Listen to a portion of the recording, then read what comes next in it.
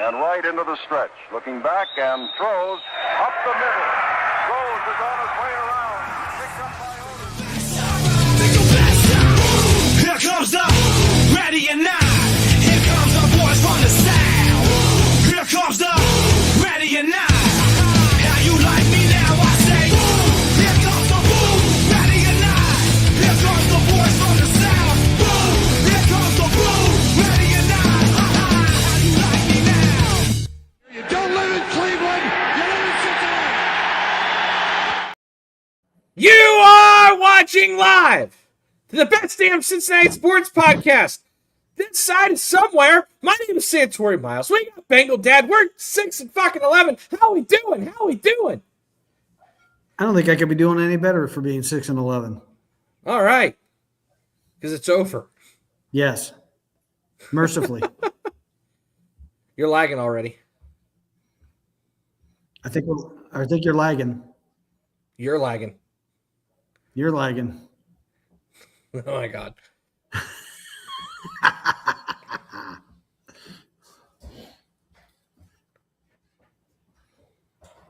Well, because you're frozen on my screen. What are we doing? I don't know how it looks. I don't know how it looks to everybody You're else. frozen on my computer. But I don't know either. I need somebody to chime in and say down. who's frozen. My Wi-Fi is right there. Mine is right there.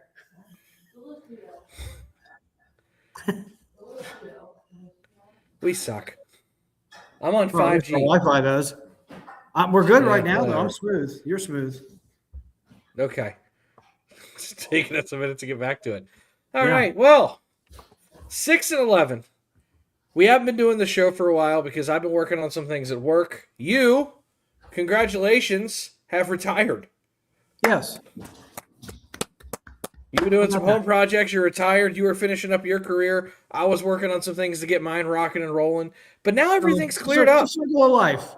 We're all happy hunky-dory now, but our Hakuna football Matata. team sucks again. Hakuna Matata. Hakuna Matata and whatever his name is. Hakuna Patua. For the Rams. Hakuna Puka Nakua. Puka Natua. Pakua Nakua. Whatever. All right, so I know we had kind of talked a lot about what do we want to talk about for our first show. Season 4, by the way. Season 3, a little rocky. A little but rocky. Season A 4. little hit and miss. A lot of miss. We are on season 4 of Rally Around the Natty. It is January. We have new direction. We have new management. We do? And yeah, I mean you're home now. So So that's new management. Okay. So you're going to You've say been if there's promoted. bombs, it's my fault. You have been promoted. You are now one of my top employees. No, there you go. Great. But we had discussed a lot about what did we even want to really talk about. And I think it's just the direction. We know there's certain things that are going to happen that we don't like, right? We know that, Duke's going to stay. We know Katie's going to remain in control. We know Zach's going to stay. We know Al Golden's going to stay. Do I see a Christmas tree in the background? Yeah, it's still there. Okay. Sorry. We need to talk about the things that, knowing what we know is going to happen with the people that are in place.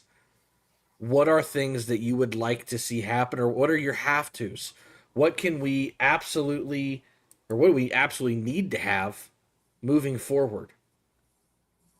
Well, I think what they absolutely have to have is they have to do everything in their power, and I mean everything in their power, not just what they believe that they might want to consider affording.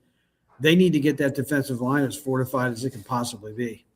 They need an edge rusher, and his name is not Trey Hendrickson, but they need a quality edge rusher that hopefully will complement what we began to see with Miles Murphy. And they got to have somebody. They haven't had anybody good on the inside since they had Reeder and Ogunjobi. They got to get more out of somebody like Slayton, or they need to get somebody better than Slayton. He's not horrible, but we got to have somebody that's impactful, that makes a difference, that just stifles the run up the middle. So We have to do better than average. I know we're not average yet, but we need to do better than average. Well, let's focus on the D line then, because it sounds like that's the the major component. And for my how to build a roster for dummies book that I'm writing, this is step 3 or 2B, I should say, on the flow chart. Control the trenches. Step 1 is if you have a quarterback, great. Step 2 is control the trenches, O-line first, D-line second. Because it goes get your quarterback, protect your quarterback, disrupt the other quarterback. We have seemingly 1 and 2. Seemingly 2. So we're on step 3. Disrupt the other quarterback. Fortify your trenches on your defensive line. Mm-hmm. I agree. They have pass rusher number 2 and pass rusher number 3. They don't have pass rusher number 1. Who's number 3? I think Stewart's number 3. Oh, I can't give him those kudos that much respect or the kudos yet. I need to see something. Again, what we know moving forward, he's probably penciled in for number 3. Yeah. I mean, again, I know it's always bad to compare people to other people, but there's another rookie that plays for the Steelers. Is it Habig? Herbig. Herbig, number 51, I believe. Well, they got both of them. They're brothers, and they're both on the team. But yes, I know who you're talking about. Well, he had 7.5 sacks this year. Mm-hmm. There's that number, Greg. And we get a sack out of Shamar Stewart, and we think, oh my God, he's arrived. This guy's got 7.5 sacks. He's a rookie, and he wasn't even touted. Who is this Stewart you speak of? Exactly. And I'm still willing to root for him. He's here. It is what it is. I don't root for guys to fail. That's like rooting for your pilot to suck because you don't like him. You're just going to go down with the ship. Plain. I do think metaphors. I do think he's going to be number 3. I feel comfortable with Miles Murphy starting as number 2. I'm hoping that it gets put together. We started to see consistency out of him, which was productive. Do we think the Bengals are going to be willing to look for a dominant, if there is one, edge rusher out there and be willing to pay him the amount of money that Trey Hendrickson was looking for, if not more, to make this work? No. That's a big problem. I think they're going to do what they always do. And I think that they've honed in on 1 or 2 guys in the draft, and they're going to hope that they are there. And then if the time comes that they aren't, they're going to panic, pick, and pivot like they did with Billy Price, like they did with Shamar Stewart. Because the guy they wanted instead of Shamar Stewart was Walter Nolan, who went 1 pick ahead. The guy they wanted instead of Billy Price was Frank Ragnow, who we got leapfrogged in a trade, and then we panicked and picked Billy Price. I think that guy's probably Reuben Bain. I think that that's who they've honed in on. And I think that they're just kind of going, he's going to be there, and if not, we'll do the second best thing. And that's how you draft poorly, and that's kind of their issue. They've done it time and time again. I'm just reading a question about the Bengals defense and how they played better down the stretch, albeit against lesser offenses. Is the defense playing better with Burrow back or not? I don't think Burrow makes a lick of difference. I do. I really don't disagree with you. I don't think he makes any difference. I think he adds juice to the team. I think there's kind of that it factor you always talk about with Burrow. I think the defense does feed off of that. Should they? No. They should be able to go and take care of business whether a quarterback's on the field or not. I didn't see nearly enough out of them, especially considering we were playing teams that were playing their second and third quarterbacks that didn't care if they won or not.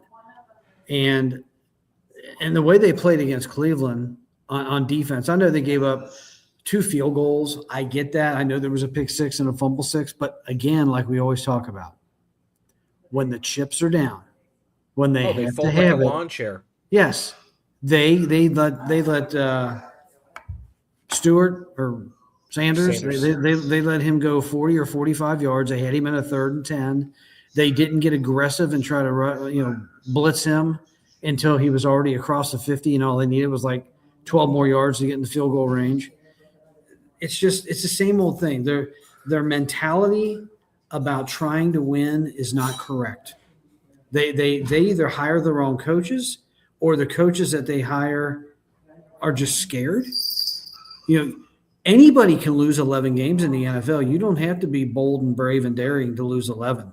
And they lost 11, so they have nothing to lose, and they still played like they had something to lose. I honestly, we can talk about draft picks and free agency and all the other stuff. Until they get a coaching staff that has that fire and that intensity, and they set that culture that winning is no longer going to be, or I'm sorry, losing is no longer going to be any level in their standards of how they're looking at things, and mean it, and drag people off the field that aren't producing, don't let them play anymore, cut their ass in the middle of the season, until they do things that show that they give a damn about winning and they care as much as the fans care. It doesn't matter who we draft.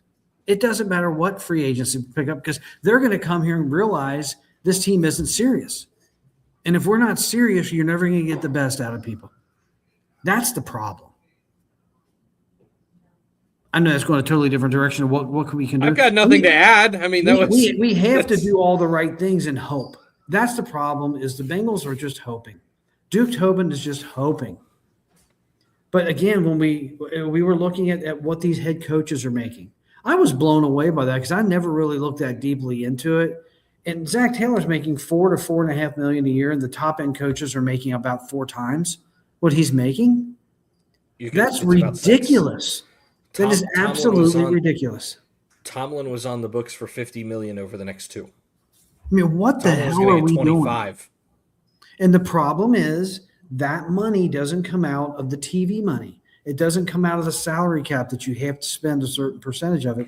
This is over and above, and this is where you have to reach into your actual pocket and pull it out.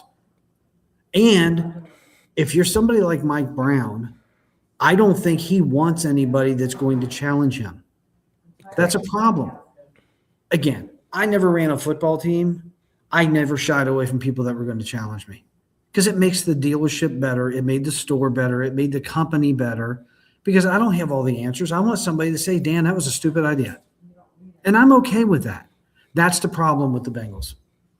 It's their way. They're going to win it their way, and they won't let anybody come in to rock the boat. And they're really not rocking the boat. They're trying to fix things. That's why Bill Cowher was never a serious consideration back in the day when they chose whoever they chose at that point. They're never going to get a Tomlin. They're never going to get a Gruden. They're never going to get somebody that's going to challenge the establishment, because it's their little mom and pop cookie store is all it is. And they're going to continue to make cookies the way they want to make them. If people don't like it, so what? It's just, man, am I going on a tangent right now? I haven't done this for a while.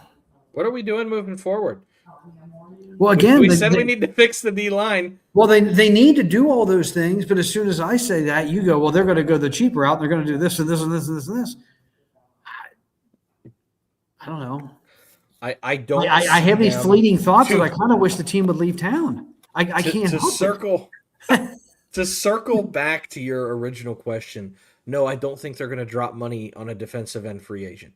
There's a couple out there that they're starters. They're between a 1 and a 2 on a lot of teams.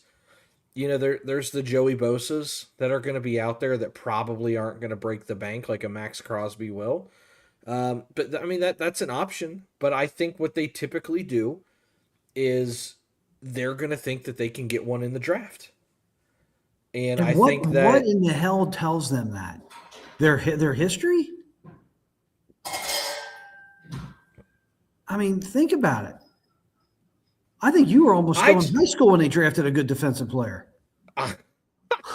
I'm telling you what the history tells me they're going to do, not how I would approach it. How I would approach it is I would go up and insure as many spots as I could in free agency before the draft hit, and then I would draft best athletes available wherever the hell I wanted. Which is what we've been hearing for 50 years, that's how you're supposed to do it. You're supposed to. And that involves you, because that involves you spending money in free agency. They've done that once or twice. And the 1 or 2 times I saw them do it, Super Bowl. Yeah. They got there like that. And they had depth. They had a good defense. Guys got hurt. Next man in. Didn't matter. and then they let all the talent walk out the door and said, we're just going to keep building through the draft, and they stopped spending. And look what happened. Do you know what their free agency classes look like on defense the last 3 or 4 years? It's horrendous. Probably not even existent. It's Oren Burks, TJ Slayton, Sheldon Rankins, Geno Stone. Yay. Those guys don't make a fucking difference. They don't. And meanwhile, the guys they let walk, DJ Reader, I know he was a little hurt. We've talked about that several times on the show. Jesse Bates, Larry Ogunjobi's of the world. I know that's kind of the piece you and I always go back to, is that interior rotational threat. They let all these guys walk. And then they can't ever replace them. And then what do? Sometimes they retread and they go, oh, hey, Von Bell got cut. Let's bring him back. No. Well, and he got cut from a terrible team. They've gotten lucky a couple times, and I think they just leverage on luck. Wallace Gilberry. Yep. He came out of nowhere, and he was good. B.J. Hill. They traded Billy Price for him. Yeah. They got a steal. They got lucky. So they think that this can happen every day. I believe that's what they think. Well, and we're going to go with they leverage themselves on luck. And then when you look at the things that they banked on, they did get a little unlucky there. The regression of that linebacker room between Logan Wilson and Jermaine Pratt. Oh, I mean, you talk about something that they were trying to count on, completely fell apart. Mm-hmm. Counting on Trey Hendrickson, completely fell apart. Counting on Miles Murphy. It took, they want to count on him, but it took them 3 years to give the guy a chance. Yeah. It shouldn't take your first round pick till year 3 to get 1,000 snaps in his career. That should be by year 2. So they're a year behind on his development. They're already a year behind on Shamar Stewart's development. It took them a year because Dax Hill got hurt. They finally put DJ Turner in because they got forced because Cam Taylor-Britt turned into a idiot. Call it what it is. I'm sure we all saw that car crash video. Yeah. Oh my God. They have had some wacky shit in terms of regression and guys not being able to be counted on. About 4 or 5 guys on defense. You can't count on Cam. You can't count on Cam Taylor-Britt, or can't count on Cam. You can't count on Trey Hendrickson. You couldn't count on your 2 linebackers. If 4 of your 11 guys that you penciled in were supposed to be pillars and they all fell apart, that's going to hurt. And then you get into situations where you do have to put a Demetrius Knight in who wasn't penciled to start. And you do have to put a Barrett Carter in who was a day 3 pick. You know, as much as I want to bitch about Barrett Carter, it really wasn't fair. He had a bad defensive line in front of him, and he wasn't supposed to be playing. And when your line's not taking care of business, and your guards are getting up to the linebackers, and your linebackers are getting manhandled, and you have no idea how to play in this level of the league yet, you're going to look like shit. So there were definitely some things working against them this year. But again, a lot of that was on their own doing by letting guys like Reader and Bates and Ogunjobi and all those guys walk. When you let talent leave the building, it takes forever to rebuild it. I just think the bottom line is they don't know what they're doing. Fun fact, they've spent more money trying to replace Jesse Bates than they would have to have just signed Jesse Bates. They've done the same thing with Reader. They've spent more money trying to replace Reader than if they just would have signed him. And I think they hear all this stuff, and I think they make knee-jerk reactions, and that's why they threw all that extra money at Trey last year. At least they can't say we didn't retain him. I think they're making decisions just based on peer pressure sometimes. Not all the time. If they made decisions based on peer pressure, I'd have a lot of things going my way. Holy hell. I think they did it on that one. That was the dumbest thing I've ever seen this organization do. I think they were genuinely scared that Trey wasn't going to be here and knew how bad the defense was going to be if Trey wasn't here. Side note, I want to put this out on live air just because if she's willing to say it, I'm willing to say it. At Taste of the Bengals, back in like April or May, okay, whatever that was, it was like right after the draft, right? Katie Blackburn vice president of this team, one of multiple people who signs contracts, by the way, said she was very concerned about the defense at that point, was telling multiple fans to their face that she was concerned about the defense. Didn't do a fucking thing at that point. We're just rolled into the season with the same crew. If you know you're going to be bad, then why didn't you do anything? Okay, it was in August, whatever it was. It was before the season started, guys. Yeah. You're allowed to make trades. You're allowed to go get that extra free agent. They don't know what they're doing. And again, yeah, I made a mistake by saying they're making their decisions on peer pressure. They made that Trey Henderson based on peer pressure. I know they think so. I know they did. But I just think that it's kind of like, it's like stock trading. I do day trading. And you make 3 or 4 good trades in a couple of days, you're feeling really good about yourself. Then you get one that goes the wrong way when it looked like it should have went the right way. You know, everything lined up the way it was supposed to. Then all of a sudden you start questioning everything you're doing. You're seeing ghosts and you can't think clearly. And I think that's what goes on with these guys. I think they know they need to do something with the defense, but I don't think they have a clear-cut plan or a path of how to do it. Or they have a plan and the plan just involves, let's wait for the second tier of players to come around. And unfortunately, that's probably what it is, which leads to all this frustration that we always all have. Well, I mean, that's all that's going to happen in March because you and I have the same conversation every year. We've already had it, and we're going to continue to have it. So let's put it out here now because I know this is one thing that we always kind of put a barometer on. At what day in free agency do you start to go, what the fuck, when they haven't signed somebody? Day 3. Day 3. You're going to give it to day 3. I go to, well, the first 2 days, I hope they do something, but they get to day 3 and I'm talking to you and you try to be the voice of reason, go, they'll be fine. They'll be fine. If I start hearing you say that, I'm going to just come over to your house and beat you. They're not going to be fine. Well, they're just waiting for all the expensive guys to go away so they can then maybe get the cream of the crap. That's how we operate. You'll like this one. You are now the front office bully. That's one I think you can be proud of. Well, who couldn't be and who shouldn't be? We all should be front office bullies.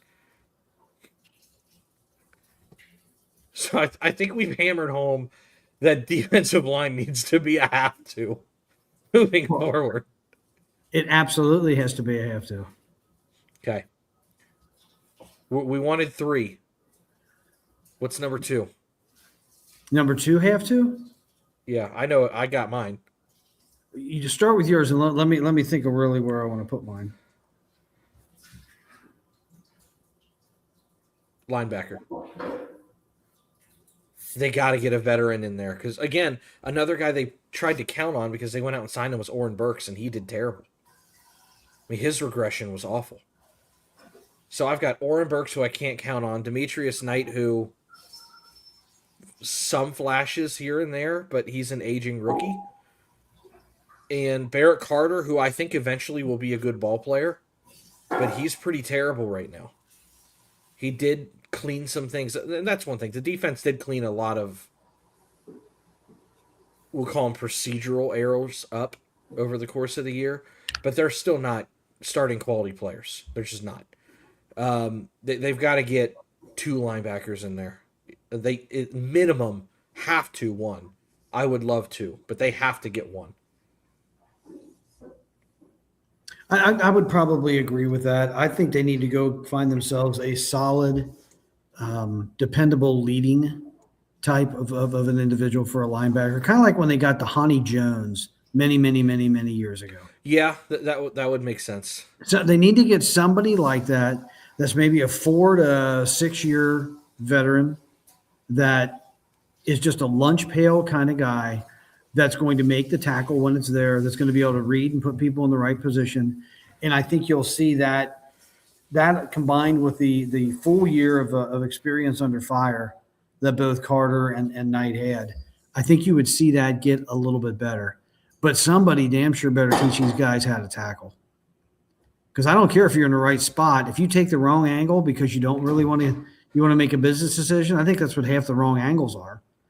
They need to get their head in there and make a tackle. If they're going to be football players, they need to do what it takes to get that guy down to the ground. Not just throw a shoulder at him, not do all that weak ass stuff. Get in there and mix it up and take the guy down. And they lack that so much. Let's use that as a great transition to my favorite player on the defense. I don't think I have hated a player on defense. I don't think I've hated a player on defense more than I've ever hated this player. Genuinely. And I like him as a person. Okay? Interviews are good. High character guy. Great. Fucking pussball on the football field, man. If I see one more shoulder thrown, or what we used to call when I coached defense, which was patty cake and hot stove, hit him! You are a fucking Raven! They say play like a Raven. You didn't. That's why they brought your ass here. It's probably why the Ravens cut your ass, because you don't play like a fucking Raven. Now, the word I always love with football, especially on defense, is you need a level of positivity.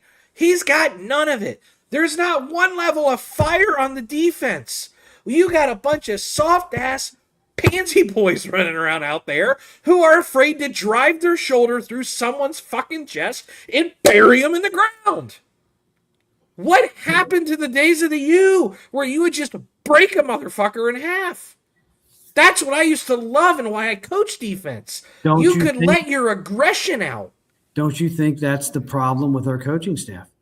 The expectation. Maybe? Because it would not surprise me if we cut him and he gets picked up late in the season, late in the offseason again by the Ravens, and he looks like a better player again. Because I just think that's your juice. It's not Joe Burrow.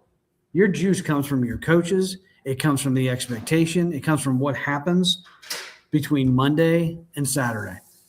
The last time this team had juice was when Juju Smith-Schuster decided he wanted to dance like a fucking idiot on the logo.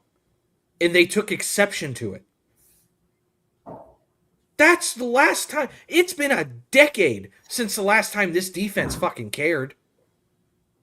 You want to talk about your have-tos moving forward? They got to find their fire again. Even the worst defensive player, if he's got any level of asshole to him, will make a difference. They talk about, I don't know if I want this low-character player on the team. Frankly, I don't give a shit anymore. I know we had our run in like 2005 through 2008 where like everybody was getting arrested.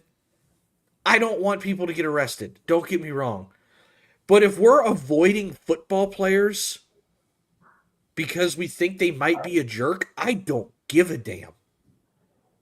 I want someone that when you look across from them, you go, holy shit, if I run a drag route right now, I'm going to get destroyed.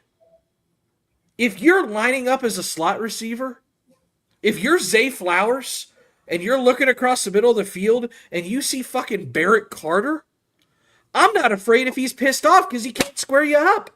If I'm looking across from me and it's Geno Stone, I'm not afraid because he's afraid. He's going to throw a shoulder and go, It's what he does. There's a couple guys on this defense that every once in a while decide to kind of hit someone hard. Battle. Battle's one of them. Every once in a while, Battle will do it. Battle will do it every once in a blue moon. I've seen Knight blow up a couple people. I think Carter's got it in him. I just don't think Carter's ready yet. There's no one on that defensive line that scares me. Miles Murphy, I think, can get there, but he hasn't finished a play. Shamar Stewart hasn't finished a tackle since he was fucking 16 years old. That's been the issue with him since he was in high school. Trey Hendrickson's gone. We're down to Osai. Let's hope. Yeah. We're down to Osai, whose biggest contribution to the Bengals was blowing the AFC Championship game. Yep. And I kind of like Cedric Johnson as a number 5. Slayton doesn't hit people hard. He doesn't get enough speed to do that. BJ Hill never hits somebody hard. They kind of just slop into each other and fall over. Is there anyone on that defense that intimidates you? Show this in the fucking locker room. Prove me wrong. I'll go line up outside. You'll probably break me in half because you're pissed off now. There's not one person on that defense that scares me. If I go to Pittsburgh or Baltimore, as much as I don't think Baltimore's got much in the tank right now, if Patrick Queen or Roquan were lined up against me, I'd be a little bit nervous. There's levels to this. There's intimidation levels to this. They've got nothing in the tank that shows that there's any level of ferociousness to that defense. Yeah, they got players at Baltimore and Pittsburgh that like to deliver the pain.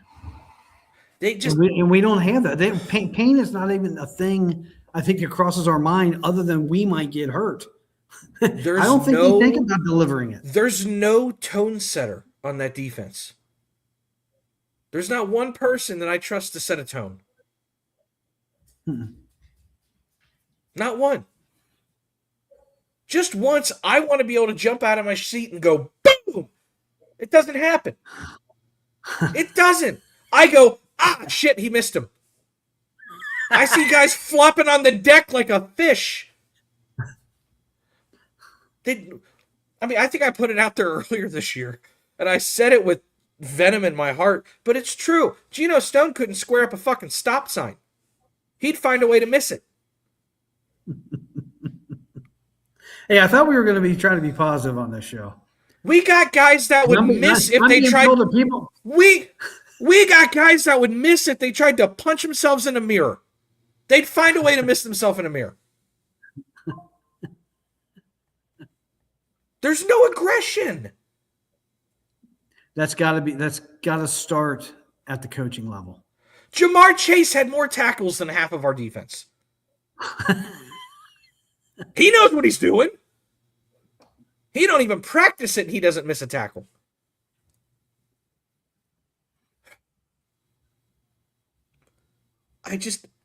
I'll take a penalty every once in a while. Go prove a fucking point.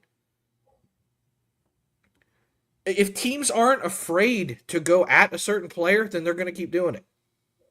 I guarantee you, if Demetrius Knight on the first play of a game would freaking decapitate a tight end across the middle, freaking ring his bell, I don't want him to get a concussion, but ring his fucking bell, they might not do it again. You start eliminating areas of the field when people get scared. We don't do that. People come up to the line and go, sure. But you know what the difference is? And this is not my point of view as if I'm a player, but it's what I see. When you just said, but I don't want him to get a concussion or get hurt, the Steelers and the Ravens don't give a damn. No, if the person they hit gets a concussion or gets hurt, that's a gold star for them. Mm-hmm. We need players and we need coaches and attitude. We need to have what we had when we had Burfict here and when we had Pac-Man here. I know people say, oh, they blew that game. Well, how many freaking games did they win for us? A lot. Yeah, I mean, you got to take the good with the bad. You really do. And there's just like with Joe Burrow, you got to take the good with the bad. He gets hurt sometimes because he extends plays. You think back to those defenses, right? The coordinator that was there for that specific playoff game was Gunther. Okay? But who was Gunther a disciple of? I don't even know. Zimmer. Zimmer? Okay. Zimmer didn't give a shit. Hey, keep talking. I gotta plug in. I'm gonna run out of juice here. But it's the attitude from Zimmer. That trickled down. When you bring in a guy like Burfict, if you go back and watch that Arizona State tape from Burfict, he was out for fucking blood, and it was fun. Defense is supposed to be fun. It's supposed to be violent. It's supposed to be aggressive. It's not supposed to be patty cake. It's not supposed to be throwing shoulders. If you have a missed tackle, you should be embarrassed. The fact that we got guys missing tackles at a 13 to 18% clip is ridiculous. And they posted the missed tackle rates for the entire league this week. And it was, you've got the little bar chart, and it's going. And it had like this steady, nice slope. And then bang, all the way at the end. It was like 7%, 8%, 8%, 9%, 9%, 10%, 11%, 17%, all the way at the bottom. Holy shit, guys. I caught the tail end of what you were saying there, but you know what I think is more ridiculous than missing all those tackles? Is the coaches keep running those same players back out. That's where you can send a message. You're no longer allowed to play on this team or in front of these fans. You're not going to get on any highlights because they're all lowlights for you anyway. Just take him off the field. You have to embarrass these guys if that's what it takes. You can't just keep running them out there because, well, I still know he's better than Tyson Anderson or whatever. Well, so what? Everybody thought Jalen Davis sucked too, but I think he's pretty decent. You got to give these guys a chance. Tyson Anderson might be okay if he gets more than 2 or 3 snaps. I saw somebody say, well, we saw why they didn't play Tyson Anderson because he gave up a touchdown. That was me. Game. Shows you. I mean, that's not indicative. Let's see what he does over a 10-game span where he's getting 50 snaps a game. Is it terrible that I go back to this clip of Marvin in 2009 all the time? Do you know the one I'm talking about where he's in the locker room and Lavernius Coles looks like he's about to shit himself? He's like, whoo. God, I'm trying to remember the exact when they were on Hard Knocks and Marvin was playing it over the camera? God, yeah, but still, they don't do any of that here. Well, speed of you the won't team. Cover a kick. You won't tack on an interception. You don't know who to block. It's your football team. Find a way to fix it. Be a fucking pro. I believe that was the verbiage. Yeah. Speed of the team is the speed of the leader. And if the leader is going to be like Zach Taylor, you know, he's okay. He can grab a steering wheel and move it a little bit, but that's all he can really do. He can't create, he can't maneuver, he can't get out of the way of danger. I mean, again, that's why the Bengals suck at this point, is they can't stop losing streaks. They can't stop the bleeding. They can't ever perform in crunch time on defense. They can do it on offense. They got a great offense. We all know that. But we're too dumb to be able to complement that with just a mediocre defense. Again, I can't imagine that they don't care, but it sure as hell feels like it. I'm telling you, if those guys were making the decision and I had the power, they would be fired. I would find somebody that can make the right decisions. I wasn't always the guy that made the right decisions, but I sure as hell hired the right people to make the right decisions. And you can't fire somebody like Duke Tobin. He's like family. We can't do anything to Katie. She's my daughter. Well, I've known people that have fired their relatives to make their companies better. You fired me when I was 18. I wanted to stay in the car business, and you said, no, you're going back to school, and you did the termination that did allow me to come back, but you still terminated me at one point. You're allowed to fire your family. Yes, you are.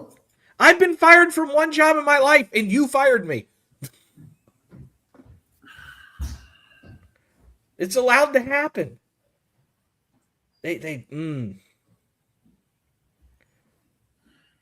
Recap. Yeah. D-line, linebacker, safety, and find some fucking fire, guys. I'll take the fire and not replace the players. Let me see what these players are like with fire. I think everybody would like what they see. You would be surprised how much difference just a little bit of juice will make on any player. Because there are times where Geno Stone, you can tell he gets a little embarrassed and goes out there and plays real well for a game or two. Everybody thought that he was the greatest thing on the planet in that Arizona game when he had a pick six, and I went, guys, he's feeling it today. That's all it is. They need to feel it all the time. There's just so much flatline emotion. Who are the guys that have fun on this team? Seriously. There's like 3 or 4. Well, it's the offensive guys. Joe looks like he has fun sometimes. We'll get to that conversation a little later. Yeah, let's not go there right now. Jamar has fun. Mm-hmm. Jamar plays with fire. You can tell when he gets pissed off and he goes and rips someone's head off on a double move. Mm-hmm. T has a lot of fun. The guy that used to have a ton of fun on offense, who's no longer here anymore, is Mixon. Mixon had a lot of fun on offense. Gesicki has fun. Granted, a little easier to have fun when you go make a play with the ball, but defense, you need to. It's internal generation of fire, fun, just ferociousness. When's the They last time you don't saw a have it. Bengals? When's the last time you saw a Bengal defensive player make a big tackle behind the line of scrimmage or break up truly break up a pass, not have him fly over a guy's head and give it this like I did it, and then boom, the little seatbelt.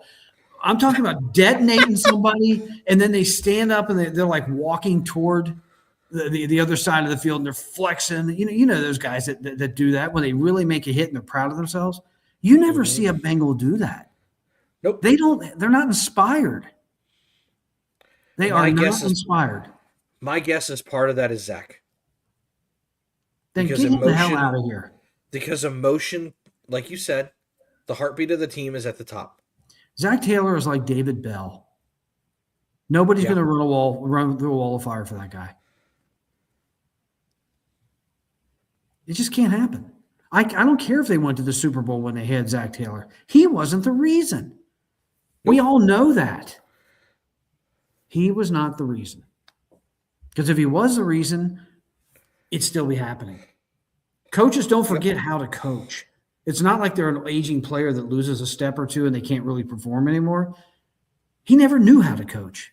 It's just, here, we're going to hire this guy because he fits the pay plan. That's what they do. We're going to bring in this quarterback coach from the Rams instead of somebody that's established. And somebody that can make sure when the thing starts to steer out of whack, he can pull it back together. He can't ever do any of that. It's so frustrating. You can't – the only way the Bengals can win is when everything lines up perfectly. And the best teams are the teams that can pull things out when they really shouldn't, where they win games they shouldn't win. When they have – look at what the 49ers are doing with all their injuries. If that happened to the Bengals, they'd lose 50-0. And then they would boo-hoo because they had all the injuries, and that's the excuse that Zach would make. He's a loser. He's an absolute loser, and that's why we're where we're at. You're not wrong. He doesn't inspire anything. No. There's some coaches you'd run through a wall for. 2 of them just got fired from our division. But one of them just got $100 million. Zach gets 5. I think the only thing that he has ever done here that's been forward for the Bengals as a company, if you want to look at them that way, is when he convinced Mike Brown to spend $1.5 million or whatever it was on the locker rooms and everything. That's the only thing he's really contributed, in my opinion, to this team. You could have taken any number of head coaches back in 2021, and the Bengals would have had similar results. It wasn't because of him. They were riding on the high of Joe Burrow, the excitement of everything coming together. Everything was just cultivating, and it wasn't him. It really wasn't. I mean, again, I like Zach as a person. I don't know him, but what I think I kind of see or know out of him, yeah. But I'm tired of liking guys that lose. I don't have time for this anymore. Hi, Paul. Yeah, that's kind of what we've been saying. He's a yes man. He's soft. It's not like you. I don't know how long Paul's been watching. And he's affordable. Yeah, I don't know how long Paul's been watching, but one of the things that you had said was, you weren't afraid to hire people who would challenge you. I always wanted to hire people that were an extension of myself and that wanted my job at some point. That's what I wanted because I knew they were going to work their asses off and work in a manner that I wanted them to work. And again, tell me if I'm doing something wrong. Straighten me out. I'm okay with that. It's kind of like Bob Huggins. Bob Huggins and his players used to be like this, and it would look bad on television, but boy, did they have it just cultivated such a winning attitude and winning culture because he wasn't Paul, afraid. Thank you. Thank you for joining. First-time listener, first-time commenter, I guess. Thank you, Paul. We've kind of just restarted the show. We've been doing it for about 3 or 4 years. Last year was very, very hit or miss with, I wouldn't say career changes, but career structuring with me and my father. But This is what it is. We're just gonna sit here and bitch until things get better. Sometimes they do, sometimes they don't. But it's we're fun. not gonna over complain. I was told I can't do that. You can't. No. So we're we gonna do need spread to a little give positives. sunshine. The good thing is the season is over. There's your sunshine. And It's the next over.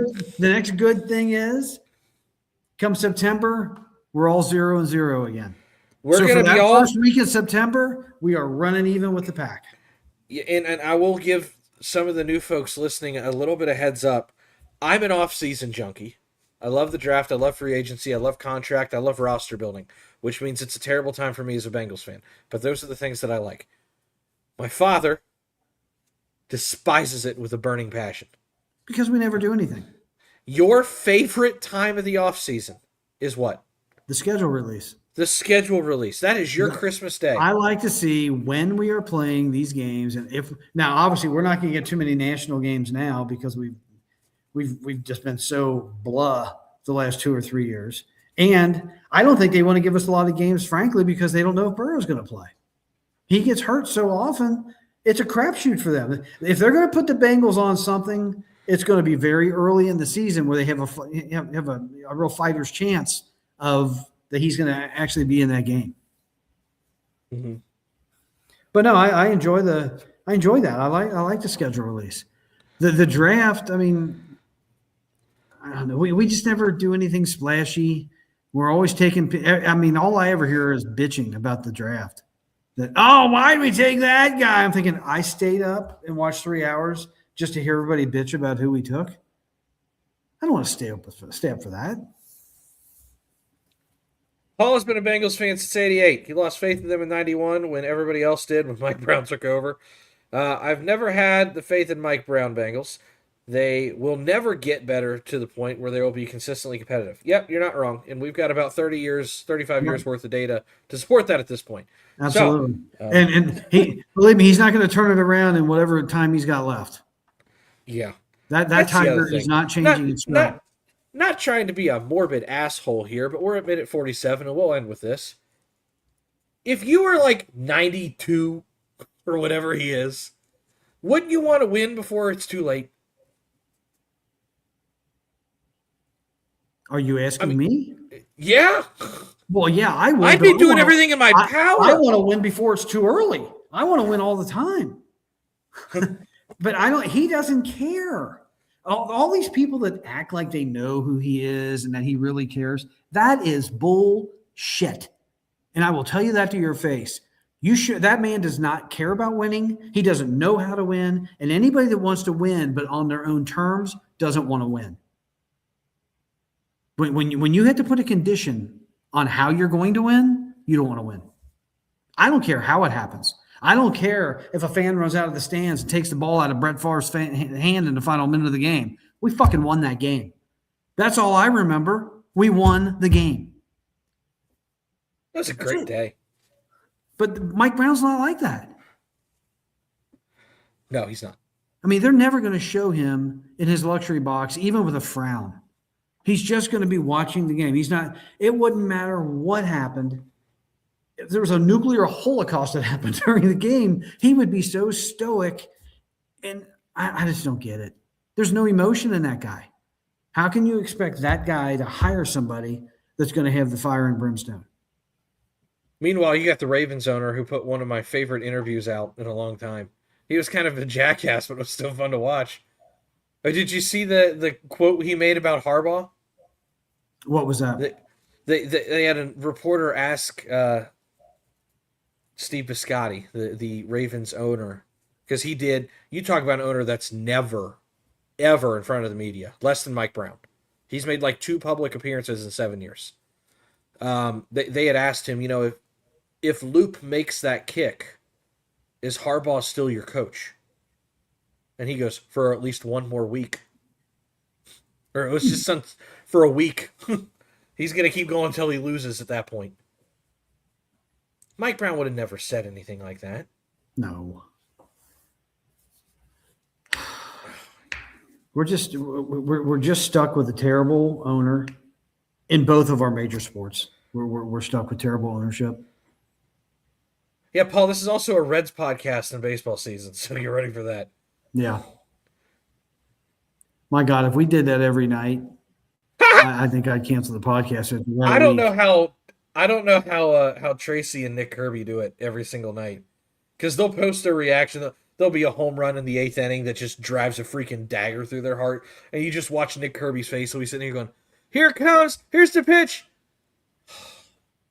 I'm like, how do you do that every fucking night? I have to distance myself because I'll put a bullet in my head if I keep doing that. Yeah, I mean, you and I are as big of fans of the Bengals as anybody that I know. But You get White Marvin Lewis. sometimes you got to And just you're gonna walk like away. it. What's this? You get White Marvin Lewis, and you're gonna like it. Yep.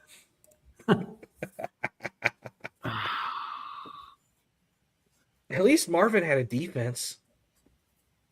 Marvin knew how to get a defense, and Marvin knew how to get an offensive coordinator to put a decent offense together. And Marvin was motivated for a while early on. Yeah, Marvin he really got burnt out.